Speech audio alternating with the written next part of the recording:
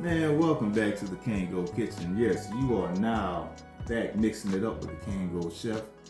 Still wearing the Kango, so you ain't got to. Now I put a stain on my little white Kango from touching it, but look, that's the price of business. You know how that goes. We going American made traditional today. Steak, baby. Steak. I never realized how much debate this little thing starts with how people eat it, temperature, and this and that. I go medium myself, but we're gonna get into all that later.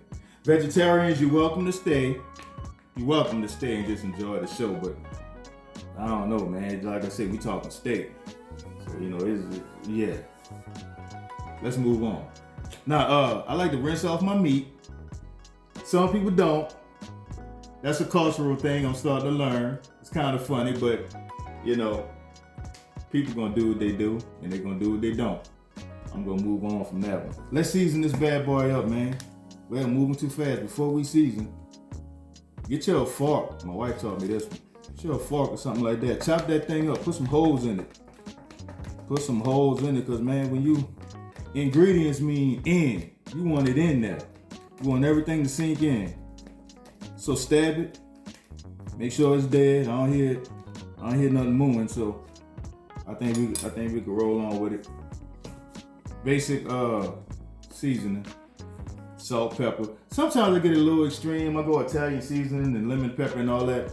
But I think overall, when you're dealing with something traditional like a steak, just kind of keep it simple. So I'm gonna keep it simple this time. I ain't gonna say I have all the time, but this time I will. We're using some coarse kosher salt. And it is coarse. Stuff is hard, but I like it. Strong. Come on with your black pepper, man. Everybody need black pepper. Put black pepper on everything. Turn it over a little bit too, you know. Kind of balance it out. Meat tenderizer. I probably should have put this on first, but it's all the same. Steak tenderizer. It already seemed tender, but why not, man? Put some more tenderizer on. Make sure it's tender. Also, I like to marinate mine. I usually go with Worcestershire sauce. Don't ask me to spell it. Don't even ask me to pronounce it no more. I just wore myself out with that. I got some herb and garlic marinade. Like I said earlier, we dealing with steak, man. You don't want to have a steak going all out into the wild by itself. You gotta have some sides with it, man. So we're gonna go old fashioned. We're gonna go potato. And we ain't baking the potato. We ain't doing it the oven way. We're gonna put it on the grill. I like to slice my potatoes maybe 1/4 of an inch. Got these potatoes looking all taterish. Let's go ahead on and season them up to your liking. I'm gonna do it to my liking. I'm gonna go black pepper. That same kosher salt, of course. I like putting a little parsley on there, just for that nice little pretty look. Some Italian seasoning, that's the wild card. Some oregano leaves, did I pronounce that right? I guess I did. Some lemon pepper for a little zing zing. Some garlic. Oh yeah, these things are seasoned up. Then top it off with some extra virgin olive oil. I usually go 3 tablespoons, but go to whatever your liking is. You know what you like. I know what I like. All right, y'all, so now that we done cut up our potatoes, we done seasoned them, we got them nice and marinated and integrated. I'm gonna shake it up just a little bit, because remember I told y'all to put that oil in there, kind of let it simmer around a little bit, you know. Shake up and mix up. Now we dealing with steak and potatoes, so that's a lot of starch.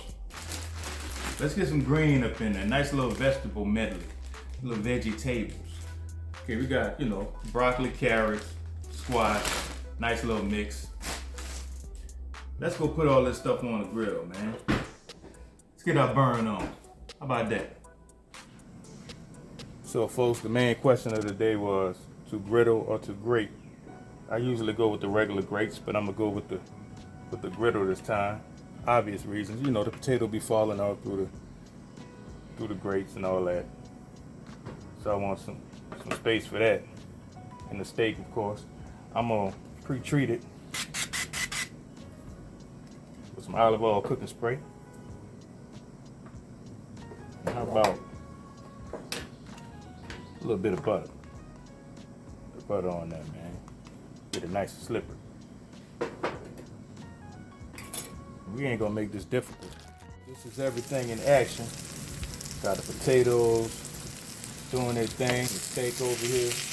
Usually with these potatoes, it's kind of straightforward. You can kind of tell when they're ready when it's somewhat brown, kind of crispy. I think I'm gonna let it go a little longer. Steak, I think it's about time that I flip it. I like mine medium. It's a little crispy on the outside, but I like it medium. A lot of y'all think just because it's medium that bad boy ain't dead. But you know what? You just don't know what you're missing. That's just my opinion. If you're scared of a little pink, don't be scared. Give it a shot. All right, folks. It looks like we made it to the finish line finally. Let me show y'all what we got, what we working with. Got the nice steak right there. Got the potatoes grilled and draped off in the middle. We got the vegetable medley at the end right there. Let me tell you something, man. If you ain't using the kind of knife that Rambo used, man, you ain't doing it right, man. You got to slice up on in there, bro. You just got to. Shout out to my 80s and 90s babies for knowing about Rambo. Once again, let me tell y'all, glad y'all back in the kitchen with me. I had a good time. I hope y'all did too. Give a quick shout out to my brother Farron Keith Clark. Happy birthday, bro. You 42, I think. Yeah, 42, man. We don't crack, dude. You still looking good. Kango Kitchen, folks. I'm gonna go ahead on and knock this out. Y'all very much welcome to join me again. Follow me on YouTube, Kango Kitchen, Facebook, Instagram. I'm on that somewhere. You'll find me. Y'all be cool. Let's do it again.